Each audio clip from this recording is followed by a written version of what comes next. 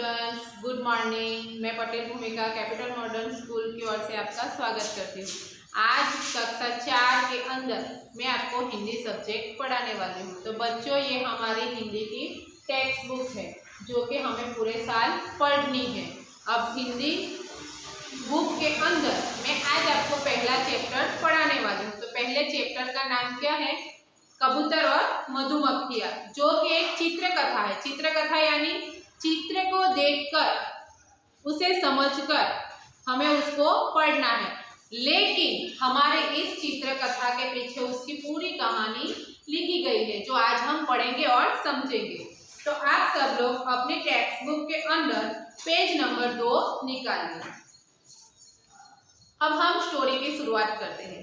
नदी के किनारे एक पेड़ था। पेड़ पर मधुमक्खियों का छत्ता था। छत्ते में बहुत सी मधुमक्खियां रहती थी। उनमें एक रानी मधुमक्खी भी थी। तो क्या है इस पैराग्राफ में कि नदी के किनारे पर क्या था? एक बहुत बड़ा पेड़ था और उस पेड़ के ऊपर मधुमक्खियों का बड़ा सा छत्ता था। उस छत्ते में बहुत सारी मधुमक्खियां रहती थी और उसमें रानी नाम की भी एक मधुमक्खी थी। एक दिन की बात है, रानी मधुमक्खी छत्ते से बाहर निकलते ही नदी में गिर पड़ी। उसने पानी से निकलने का बहुत प्रयत्न किया, पर वह निकल न सकी। वह नदी की धार में बहने लगी। नदी के किनारे एक कबूतर पानी पी रहा था। उसने रानी मधुमक्खी को पानी में छपछपाते हुए देखा। उसे मधुमक्खी पर बहुत दया आई। वह उसे बचाने का उपाय सोचने लगा। अचानक उसे एक उपाय सूझा। वह तेजी से उड़कर पेड़ के नीचे पहुंचा। पेड़ के नीचे सूखे पत्ते पड़े थे। कबूतर ने एक पत्ता अपनी चोंच में दबाया और नदी के किनारे किनारे उड़ने लगा। कुछ ही देर में उसे रानी मधुमक्खी दिखाई दी। उसने पत्ता मधुमक्खी के बिल्कुल आगे डाल दिया। मधुमक्खी पत्ते पर चढ़ गई और डूबने से बच गई। तो क्या हुआ कि एक दिन की बात थी। रानी मधुमक्खी छत्ते से बाहर निकलने गई तो वो सीधी कहाँ पर गिर पड़ी? नदी के अंदर गिर गई। उसने पानी से निकलने के लिए बहुत सारे प्रयत्न किए, लेकिन वो पानी से निकल सकी नहीं। वह नदी की धार में आगे और आगे बढ़ने लग गई। अब नदी के किनारे पर एक कबूतर पानी पी रहा था।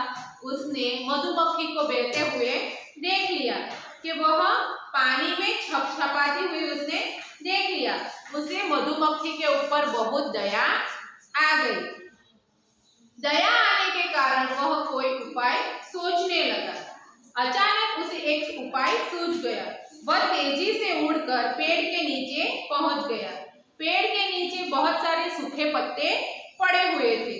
कबूतर ने एक पत्ता अपनी चोंच में दबाया और उड़कर वह आगे पेड़ के नीचे पहुंच गया। चोंच के नीचे दबाया और नदी के किनारे किनारे वह उड़ने लगा। कुछ ही देर में उसे रानी मधुमक्खी नजर में आ गई। उसने पत्ता मधुमक्खी के आगे डाल दिया और मधुमक्खी पत्ते के ऊपर चढ़ गई और डूबने से बच गई। कबूतर कुछ देर तक पत्ते के साथ साथ उड़ता रहा। उसने देखा कि मधुमक्खी तो बिल्कुल हिलती डुलती नहीं। वह सोचने लगा, क्यों न मैं यह पत्ता पेड़ के नीचे ले जाकर रख दूं। उसने पानी में अपनी चोंच बढ़ाई और पत्ता चोंच में दबाकर पेड़ के नीचे ले गया। कुछ देर तक वह बात की प्रतीक्षा करता रहा कि मधुमक्खी हिलती डुलती है या नहीं। रानी मधुमक्खी कुछ हिलने लगी। वह धीरे धीरे पत्ते पर चलने भी लगी। उसने कबूतर की ओर देखा। कबूतर को विश्वास हो गया कि अब मधुमक्खी बच जाएगी। रानी मधुमक्खी धीरे धीरे उड़कर अपने छत्ते में चली गई। रानी मधुमक्खी के छत्ते में न होने से सभी मधुमक्खियां परेशान थी। उसके लौट आने से सभी को बड़ी प्रसन्नता हुई। तो क्या हुआ कि कबूतर कुछ देर तक पत्ते के साथ साथ उड़ता रहा। जैसे मधुमक्खी पत्ते पर चढ़ गई थी और आगे बहने लगी थी, वैसे कबूतर भी उसके साथ साथ में उड़ रहा था। क्यों उड़ रहा था? कि वह देख रहा था कि मधुमक्खी बिल्कुल भी हिलती डुलती नहीं है। वह सोचने लगा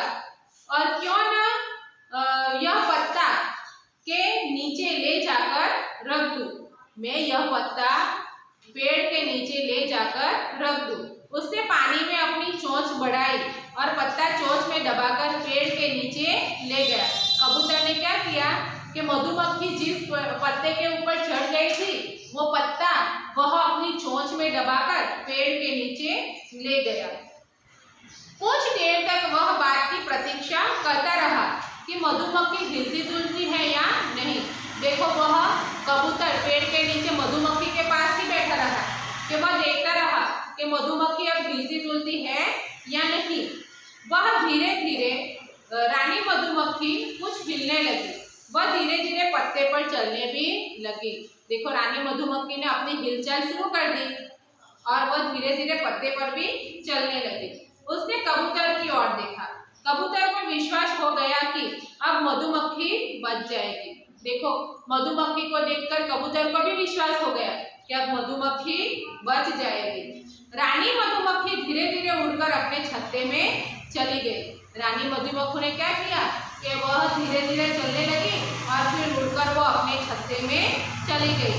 रानी मधुमक्खी के छत्ते में न होने से सभी मधुमक्खियां बहुत सी परेशान हो गई थी, लेकिन उसके लौटने के बाद सभी में बड़ी प्रसन्नता आ गई थी। एक दिन एक शिकारी उधर आया। वह नदी के किनारे घूम घूम कर चिड़ियों का शिकार करने लगा। उसके भय से सभी पक्षी इधर उधर उड़ने लगे। जिस कबूतर ने रानी मधुमक्खी को बचाया था वह भी उड़ता हुआ उसी पेड़ के पास आ गया। डर के मारे वह पेड़ के पत्तों में छिप गया। रानी मधुमक्खी ने उस कबूतर को देखा तो तुरंत मधुमक्खियों से कहा, हमें किसी भी तरह इस कबूतर की रक्षा करनी चाहिए। रानी मधुमक्खी की बात सुनते ही कई मधुमक्खियां छत्ते से निकल पड़ी।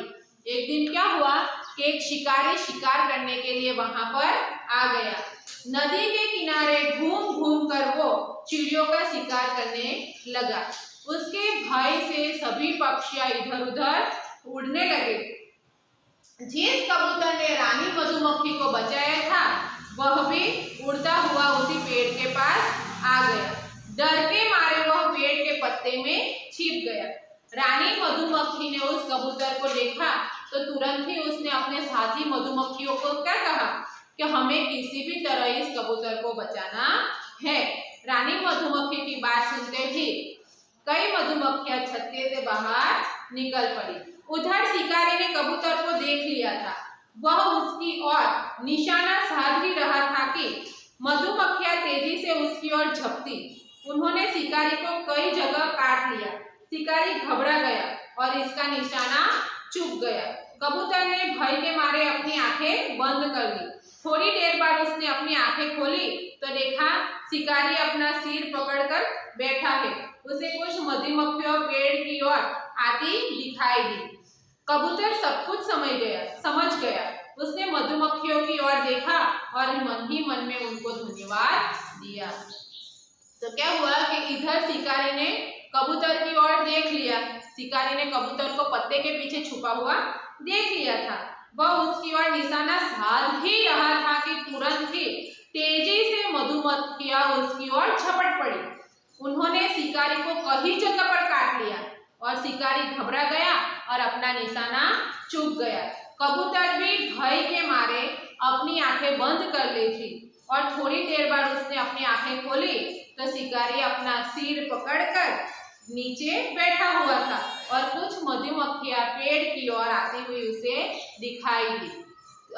शिकारी कबूतर वह सारी बातें समझ गया और उसने मधुमक्खियों की ओर देखा और मन ही मन वह उसको धन्यवाद करने लग गया।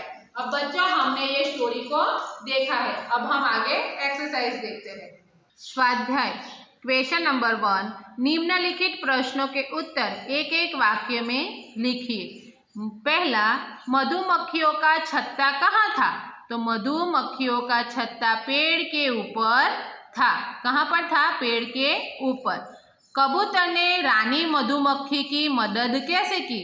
तो बच्चों हमने कहानी में देखा कि कबूतर ने रानी मधुमक्खी की मदद कैसे थी कि वह उड़ता हुआ पेड़ के पास गया। पेड़ के नीचे कई सूखे पत्ते गिरे हुए थे। वह सूखा पत्ता अपनी चोंच में दबाकर नदी के किनारे किनारे उड़ता गया और उसे रानी मधुमक्खी दिखाई दी तो उसके आगे उसने वह पत्ता फेंक दिया। ऐसे उसने रानी मधुमक्खी की मदद की थी। सभी मधुमक्खियां परेशान क्यों थी? तो रानी मधुमक्खी छत्ते में न होने के कारण सभी मधुमक्खियां परेशान थी। शिकारी नदी के किनारे क्यों आया था? तो शिकारी नदी के किनारे चिड़ियों का शिकार करने के लिए आया था। नंबर 5, कबूतर पेड़ के पत्तों में क्यों छिप गया? तो कबूतर शिकारी के डर के मारे वह पेड़ के पत्तों में छिप गया। क्वेश्चन नंबर 2, निम्नलिखित प्रश्नों के उत्तर लिखिए। पहला, रानी मधुमक्खी ने दूसरी मधुमक्खियों से क्या कहा? तो रानी मधुमक्खी ने दूसरी मधुमक्खियों से कहा कि हमें उस कबूतर की मदद करनी चाहिए। क्या कहा?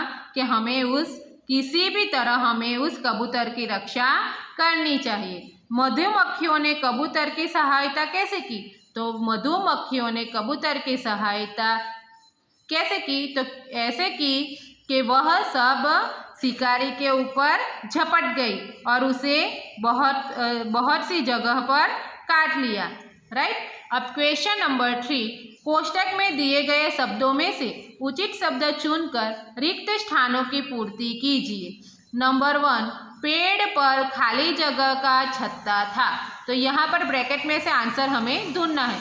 तो पेड़ पर मधुमक्खियों का छत्ता था, तो हमें खाली जगह में क्या लिखना है? मधुमक्खियों का। नंबर 2, रानी मधुमक्खी ने पानी से निकलने का खाली जगह किया। तो रानी मधुमक्खी ने पानी से निकलने का प्रयत्न किया। क्या किया था बच्चों? प्रयत्न किया था। नंबर 3, कबूतर ने एक पत्ता अपनी खाली जगह में दबाया। तो कबूतर ने एक पत्ता कहाँ पर दबाया था? अपनी चोंच में दबाया था। कहाँ पर दबाया था? अपनी चोंच में दबाया था। खाली जगह के मारे कबूतर ने अपनी आंखें बंद कर ली। तो किसके कारण कबूतर ने अपनी आंखें बंद कर ली? तो भय के कारण। तो खाली जगह में क्या लिखना है? भय के कारण कबूतर ने अपनी आंखें बंद कर ली। नंबर 5, खाली जगह ने कबूतर को देख लिया। तो किसने देख लिया था? शिकारी ने। तो खाली जगह में क्या आएगा? शिकारी ने कबूतर को देख लिया। नंबर 6, कबूतर रानी मधुमक्खी के हिलने डुलने की खाली जगह करता रहा। तो क्या करता रहा था? प्रतीक्षा करता रहा था। क्या करता रहा था? प्रतीक्षा करता रहा था। नंबर 4, कारण दीजिए। पहला, कबूतर ने एक पत्ता अपनी चोंच में दबाया क्योंकि उसे डूबती मधुमक्खी को बचाना था। क्या करना था उसे? डूबती मधुमक्खी को बचाना था। नंबर 2, मधुमक्खियां तेजी से शिकारी पर झपटी क्योंकि वे कबूतर को बचाना चाहती थी। किसको बचाना चाहती थी? कबूतर को बचाना चाहती थी। नंबर 5, निम्नलिखित शब्दों के पर्यायवाची शब्द लिखिए। क्या करना है? इसके पर्यायवाची शब्द हमें लिखने हैं। तो पहला, दिन। तो दिन का पर्यायवाची क्या होगा? दिवस। दूसरा, पानी। पानी का पर्यायवाची जल। तीसरा, प्रयत्न। प्रयत्न यानी कोशिश। चौथा, प्रतीक्षा। प्रतीक्षा यानी कि इंतजार। पांचवा, भय। भय यानी डर। छठा, पेड़। पेड़ यानी वृक्ष। सातवां, उपाय। उपाय यानी तरकीब। आठवां, मदद। मदद यानी सहायता। नौवां, आँख। आँख यानी नेत्र, नयन। क्वेश्चन नंबर 6, निम्नलिखित शब्दों के विलोम शब्द लिखिए। नंबर 1, अपनी। अपनी यानी उसका अपोजिट क्या होगा? पराई। दूसरा, प्रसन्न। तो ना प्रसन्न। तीसरा, एक। तो उसका आएगा अधिक। चौथा, बाहर। बाहर का आएगा अंदर। फिर पांचवा, नीचे। तो नीचे का होगा ऊपर। छठा, दिन। तो दिन का होगा रात। सातवां, विश्वास। तो उसका ऑपोजिट होगा अविश्वास। आठवां, आगे। तो आगे का ऑपोजिट होगा पीछे। और नौवां, पास। पास का ऑपोजिट होगा दूर। बोलो और लिखो। क्या करना है? हमें बोलना है और लिखना है। मक्खन, मक्खी, रत्न प्रयत्न, अन्न प्रसन्न, कन्या धन्यवाद, प्रेम प्रतीक्षा। पढ़ो, समझो और लिखो। आँख आँखें, बात बातें, हमें बातें शब्द यहाँ पर लिखना है। रात का रातें, बंदूक का बंदूकें, बहन का बहनें। तो बच्चों आज मैंने आपको अच्छे से चैप्टर नंबर 1 पढ़ाया है और आपको समझ में आया होगा। ओके बच्चों, तो आपको ये सब कुछ लिख लेना है। Thank you.